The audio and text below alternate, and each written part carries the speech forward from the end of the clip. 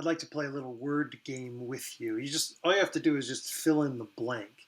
And I dare you to do it out loud. That would be lovely. But you could at least do it in your mind or write it down in your notes. And this is for posterity, so be honest. After all I've done, I deserve. Right? And that's where you fill in the blank. Think about that. After all I've done, I deserve. I'm not going to tell you what to put in there, but I just want you to think about what comes to mind. Boy, when we feel like we've done something to deserve, then we have all these expectations on other people, on God, right? After all I've done, this is what I deserve. But it comes out of a pride, and you could argue that, oh well, some of that pride is important and normal. I should have expectation. Got it. But I want you to think about proud people. Like when you think of proud people in the negative sense, what do they look like?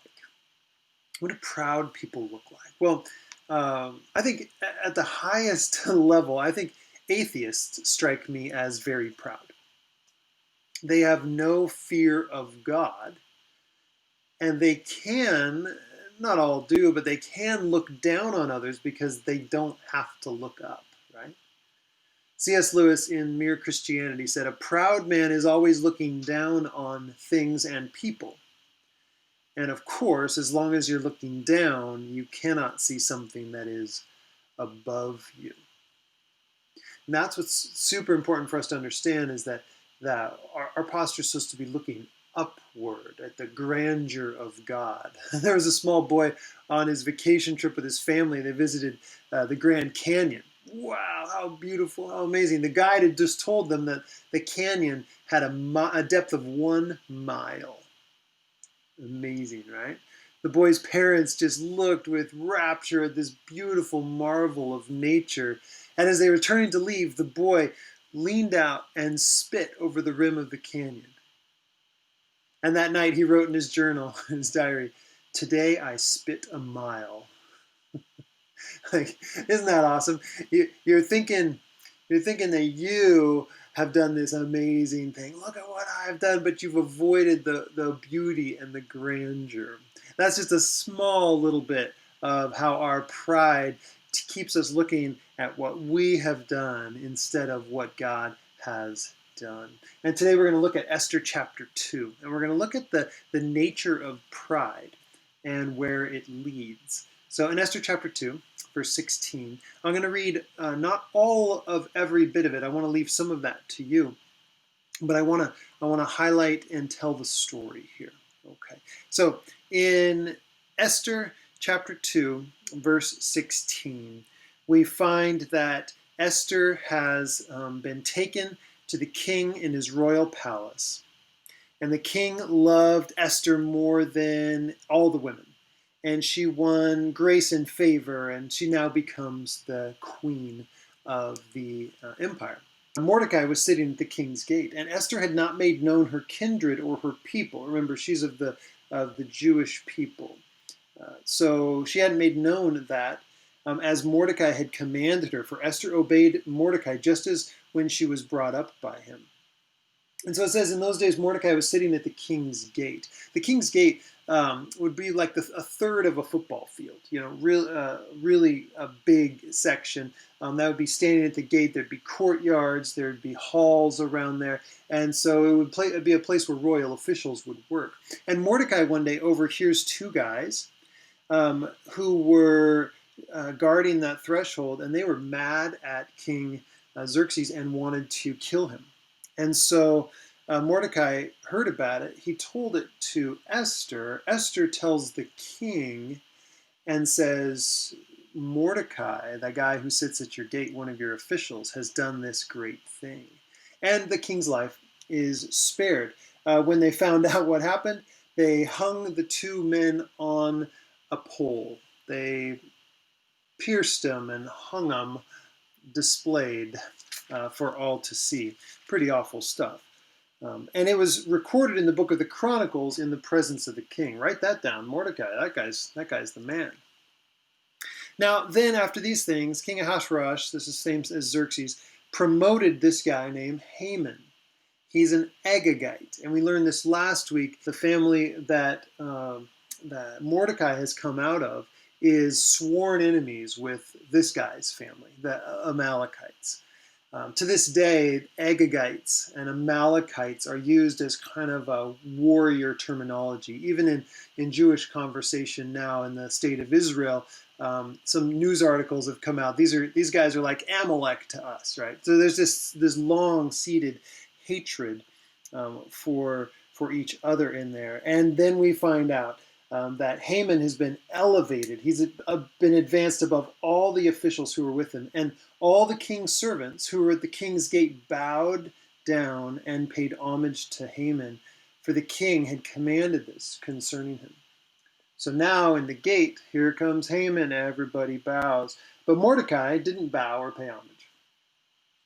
And the king's servant said to Mordecai, "Whoa, the king commanded this. What do you think you're doing?"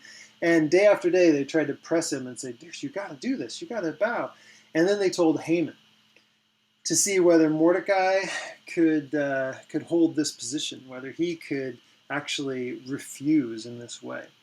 And then they told Haman that he was a Jew. And Haman gets really upset. He says he was filled with fury. But he didn't want to lay his hand on just Mordecai. And so as they had made known to him the people of Mordecai, Haman sought to destroy all the Jews. This is in verse 6 of chapter 3. The people of Mordecai throughout the whole kingdom of Ahasuerus. So now we have one guy's activity affecting the empire. Just like when Vashti refused to be put on display, she caused a nationwide controversy. So it's kind of this one person causing all sorts of backlash. And so now the Jews are to be destroyed. And so in the first month, the month of Nisan, the 12th year of King Ahasuerus, they cast lots.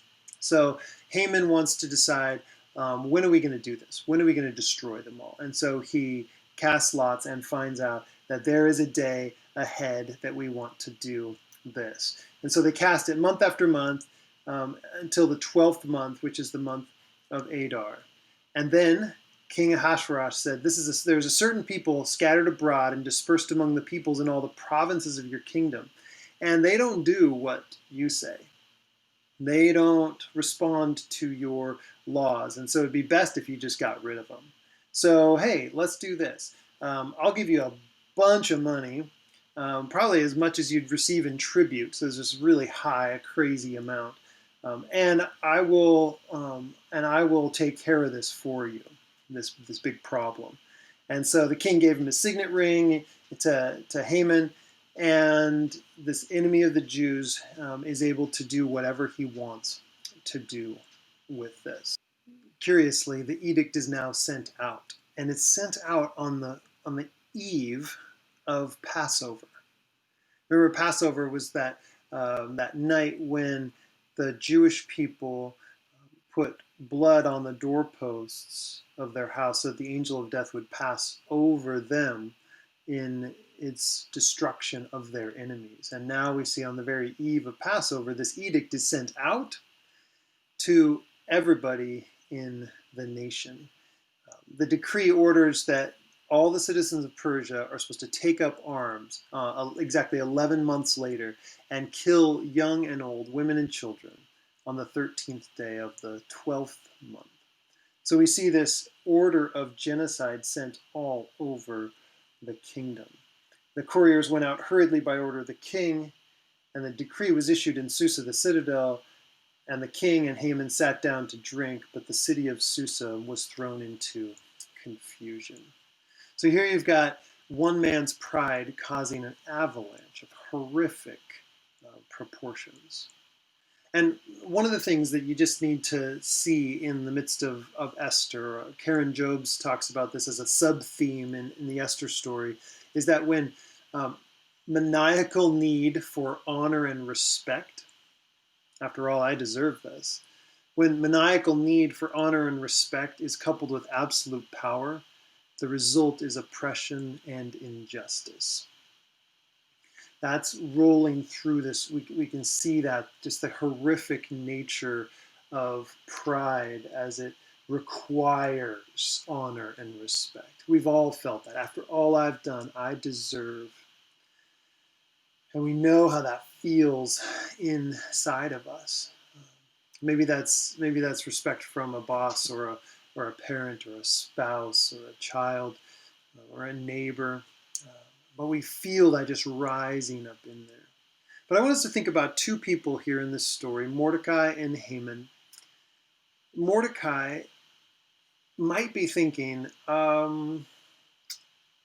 where's my reward? Remember when I saved the king? Haman is exalted and I am humbled. And where's my reward? Why is there a delay? Saying with the prophets and the songs writers of old, why do the wicked prosper? When is this turnaround gonna happen? If God opposes the proud but exalts the humble, when is that reversal gonna happen? That's an outstanding question here for Mordecai at this point. And for Haman, his desire to have people bow down to him. And then when that's pushed back on, after all he's done, he deserves. Then vengeance comes out. I don't get angry. I get even. Well, he got angry too. He was filled with fury, says the text. And the order was to destroy, kill, and annihilate. We don't think of pride as horrific because we would never become a mass murderer. I mean, that's not us. Look at me. I'm a lot more passive aggressive than that. No, I would never do that. I'm very too civilized for that. But if you're a follower of Jesus, you remember the warnings, right? You remember that if anyone hates a brother in their heart, they've been condemned as a murderer. And for many of us, this season, election and all this other time stuff, election fever has caused a spirit of division and dismissiveness that Jesus would call murder. Read through the Sermon on the Mount. Tell me I'm wrong. Write that in the comments. No way. We're supposed to be divisive. We're supposed to be dismissive. We're supposed to cast aspersions. We're supposed to attack character. We're supposed to wish those people's downfall. We're supposed to. And Jesus says, I've got another way. Jesus would call that spirit of division and dismissiveness murder. Now, I want to dig into this a little bit because, of course, we don't see ourselves as that proud. After all, I just deserve this and that. I want to take us to James chapter 4. And I want to read it with you in a way that you know that I care about you, that this is not attacking. I have a long-standing battle with pride, so I don't come at this from any perspective like, what's your problem? I'm talking about what's our problem. And like a good doctor, Jesus wants to diagnose that for us. What is the problem with this pride? So let me read to you from James chapter 4. This is from the Kingdom New Testament. Where do wars come from? Why do people among you fight? It all comes from within, doesn't it? From your desires for pleasure, which make war with your members. You want something and you haven't got it, so you murder someone. You long to possess something, but you can't get it, so you fight and wage war.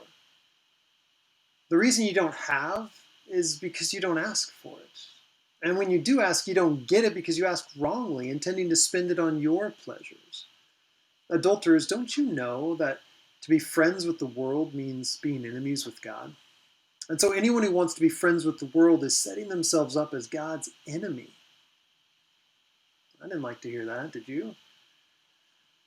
Or what do you suppose what the Bible means when it says he yearns jealously over the Spirit he has made to dwell in us? You don't think it means what it says? But God gives more grace. And so it says, God opposes the proud, but gives grace to the humble. Submit to God then, resist the devil, and he will run away from you. Draw near to God, and he will draw near to you. Make your hands clean, you sinners. Make your hearts pure, you double-minded lot. Make yourselves wretched, mourn and weep. Let your laughter turn to mourning and your joy to sorrow. Humble yourselves before the Lord, and he will exalt you. The next verse says this, don't speak evil against one another, my dear family. Just in case you thought we were talking about those proud atheists again, right? He's talking about the church, the people of God who were supposed to be walking in the way of Jesus.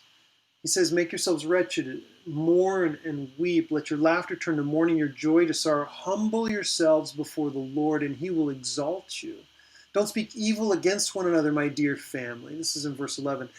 Anyone who speaks evil against another family member or passes judgment against them speaks evil against the law and judges the law. But if you judge the law, you're not a doer of the law, but a judge. And there's one lawgiver, one judge who can rescue or destroy. But who are you to judge your neighbor? After all I've done, I deserve a little respect. After all I've studied, you deserve to bow down to me and listen to what I have to say. But who are you, again, to judge your neighbor? And in case you haven't found yourself in this list yet, lover of the world, quarreler, loving to fight, have your own way, spend on your own pleasures, uh, opposed to God, actually giving in to the devil. If you haven't found yourself there, here it comes. Sorry we left you out. Now look here, you people who say, today or tomorrow we will go to such and such a town and spend a year there and trade and make some money. You have no idea what the next day will bring.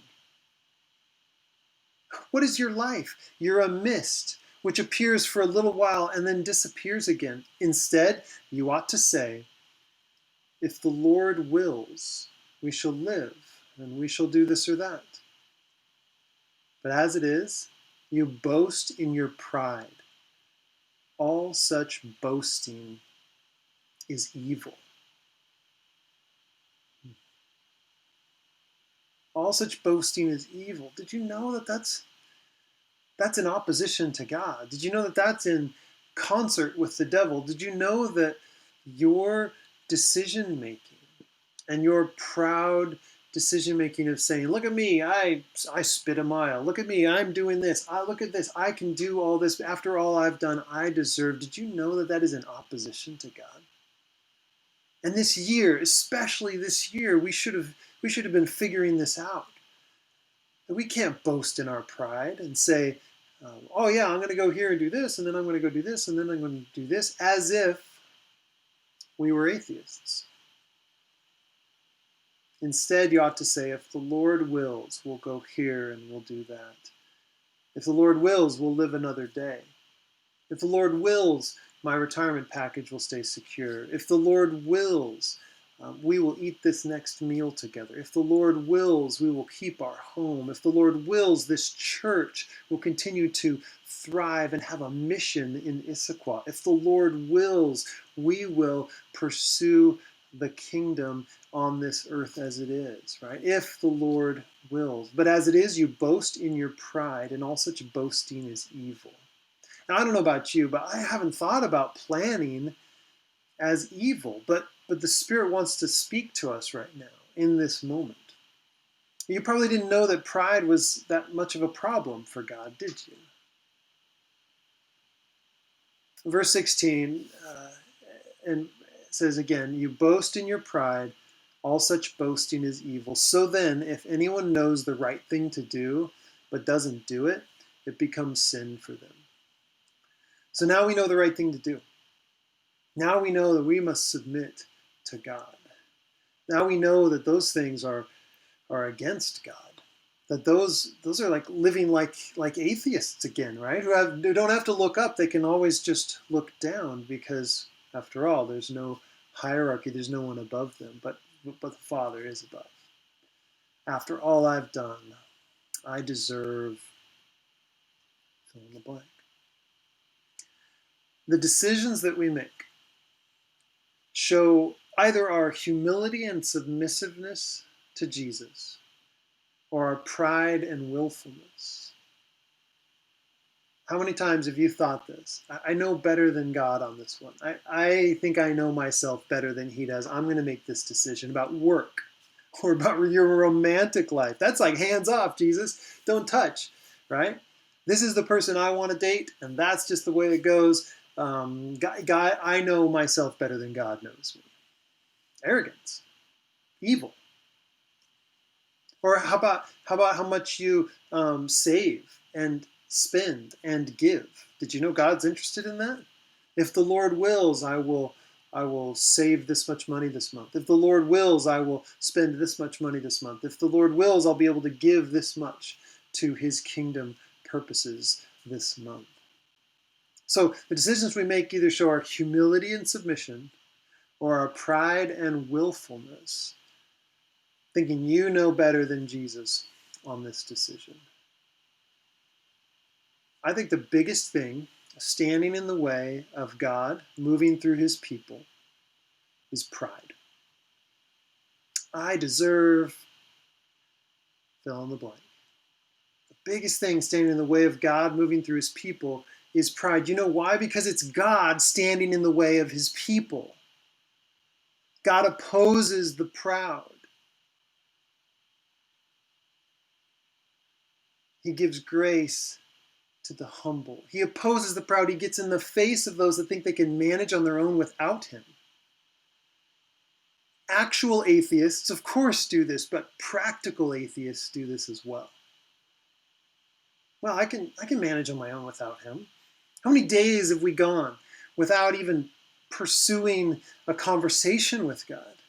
How many decisions have we made without saying, if the Lord wills? How many times have we done this? Well, if it's become a habit, if it's become a practice, then practically speaking, we're atheists. We don't look up. We don't have our eyes fixed on Jesus. We just walk out our path and do our own thing. But this year, I think, has been designed to shake us out of that. Because pride turns us inward. Pride turns us inward. It causes us to look to our own strengths and our own reserves, and we got this, and I can manage, and all that. Pride is corrosive to our soul. It eats us up, and as we look inward and as we focus on what we can pull off, it begins to shape us. And after all I've done, I deserve, I deserve, I deserve, I deserve. And pride is destructive to our relationships. It kills them. Just kills them. It kills churches. And again, God is standing in the way of his church when they live in pride. That's the biggest obstacle. It's the King of the universe saying, I don't work with the proud, but I give grace to the humble. So humility is the antidote to this pride. When you're brought low, or you bring yourself low, humility is the antidote. When your strength is failing and when your reserves are dried up, you start to turn outside of yourself for help to his people, right? And God wants this. He wants you to turn to his people, turn to him. Because pride is the original sin, and it's the final consequence. It's the original sin. It's what got this all started. It's what led to death. And it's the final consequence, which leads to our death. In opposition to God, he actually finally says, you want it? You want your way? You want your will? Thy will be done. Have at it. So if the antidote is humility, how do we break the grip of pride? After all I've done, I deserve. After all I've done, I deserve. Well, let's turn to a joke that Jesus told in Luke chapter 17. You with me? Luke 17. He says, well, any of you who has a servant plowing or keeping sheep, getting all dirty, really, Say to him when he has come in from the field, hey, come at once and recline at the table. No. He's like, and of course, everybody's like, no. Will he not rather say to him, prepare supper for me and dress properly and serve me while I eat and drink, and afterward you will eat and drink? Then he tells the other part of the joke. Does he thank the servant because he did what he was commanded? We're supposed to be like, no, he didn't. Of course not. So you also, disciples, when you have done all that you were commanded, say this: we're unworthy servants. We've only done what was our duty. After all I've done, I deserve to serve.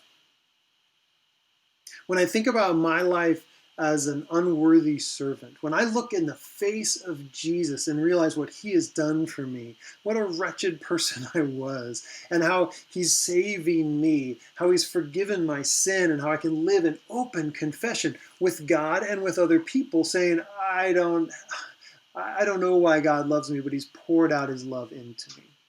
I am an unworthy servant. I can say, after all I've done, I deserve to serve the King. And a pleasure it is to serve the King because he's so good, right? And because he's so gracious. So there's three things I just want you to do today. I want you to learn to trust in God's strength.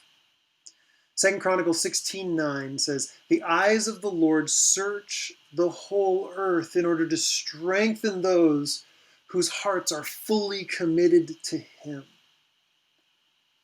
The eyes of the Lord search the whole earth in order to strengthen those whose hearts are fully committed to him. Okay, I am in a relationship with a king who is my sovereign, and I say, your will, your way. May your will be done. Not my will, but yours be done. And when I'm fully committed to him, his eyes are looking to strengthen those people. He will lift us up. Another thing, trusting God's goodness. You know this from Psalm 23, verse 6. Surely your goodness and unfailing love will pursue me all the days of my life, and I will live in the house of the Lord forever. God, you are good. You are strong, and you are good. This is how we live as a people of God, as the family of God, with trust in his strength, with trust in his goodness, and, oh my, trust in God's timing. He will lift you up in due time. James 4:10, humble yourselves before the Lord, and he will lift you up in honor. We wait for him. Now, Mordecai, let's just go back to him real quick. If he had been rewarded immediately, as was the custom, you did something well, the king rewards you, honors you, sends you into a parade. If he had been honored immediately, as was the custom, there wouldn't have been opportunity for this reward to come later, which is what we're going to see next week, a crucial link in the deliverance of Jews from this threat of genocide. And so when you say, I don't trust your timing, God, I'm going to do things my way. I'm going to go here. I'm going to do there. I'm going to make this decision. I'm going to do this thing. When you do that, you miss out on the opportunities that God has out there for you. Trust in God's timing. Humble yourself before the Lord, and he will lift you up. After all he's done, he deserves our trust and our allegiance. Give that to him.